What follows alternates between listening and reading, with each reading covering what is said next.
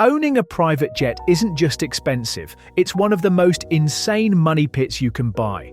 But in case you were wondering, we are going to break down just how affordable they are. Acquisition. Buying a private jet is obviously not particularly affordable, but in case you were wondering, let's break it down. If you were looking for a smaller private jet that could comfortably sit half a dozen people for a short trip, then you would be looking at $3 to $8 million. However, these types of jets only serve very short flights, and if you are in the US, then they cannot really get you outside of the country due to the shorter range. Say, if you're this guy, how are you going to fit comfortably in that? So if you would like to seat more people, or simply want a larger jet so you can go to a place further away, then you could be looking at 20 all the way up to hundreds of millions of dollars. There really is no limit. Something like a Gulfstream G700 will serve all purposes, but for the real oil tycoon nutbags, you can buy a BBJ, which is like a commercial airliner with all of the seats taken out, so that can cost in the hundreds of millions of dollars. Annual operating costs. The thing that gets people with private jets is that the main cost is not buying the jet itself, it is running and keeping it. This is split into two main costs: fuel and maintenance. Fuel is self-explanatory. It's not dissimilar from filling up your car. The problem is that it's like if your car was 10 times bigger and drank 10 times more fuel. And aircraft fuel is not the same as regular gasoline because of the way jet turbines combust, so the aviation fuel can actually be even more expensive per gallon. Want to fly 400 hours per year in a Gulfstream? That will be $400,000, please. And as for maintenance, aircraft are regulated and need to be inspected for damages and safety before they can fly. And the engines themselves need to be taken care of like a car service, but obviously much more expensive. One tiny little chip in a fan blade like this can render the whole engine useless, and it must be repaired. The ailerons need to be serviced, as those are actually what steer the aircraft, and it would be less than ideal if you couldn't do that. And then, all the surfaces need to hold structurally.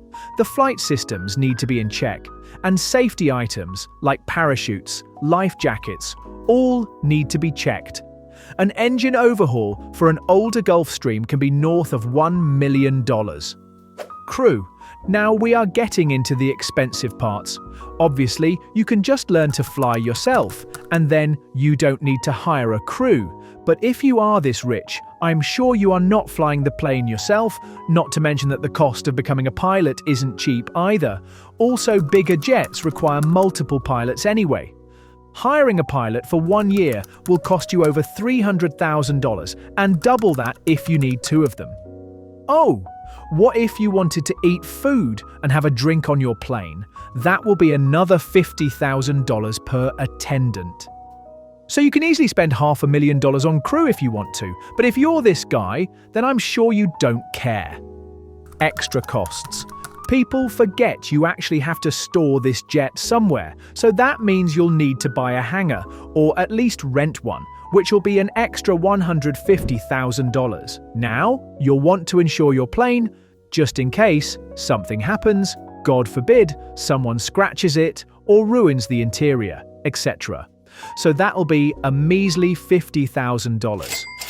And in addition to that, you have to pay management fees, which include organizing staff, storage, airport business, and even what food and drink needs to be stocked. That's another $50,000. Total cost. So let's tot up the total. Say you want a shiny Gulfstream, something like a G600 or 700 that would be up to $80 million. Or if you want a G600, then that is an affordable $50 million. $1,104,744 for 400 hours of fuel. Which, to be honest, you won't want to do less, since there is no point in paying for all of this if you're not going to use it. Maintenance not including parts is $54,400. Engine overhaul we won't include since that's occasional. Miscellaneous labor for landing and handling is $160,000. The crew total is in the neighborhood of $600,000 a year. This does not include any training costs they may need.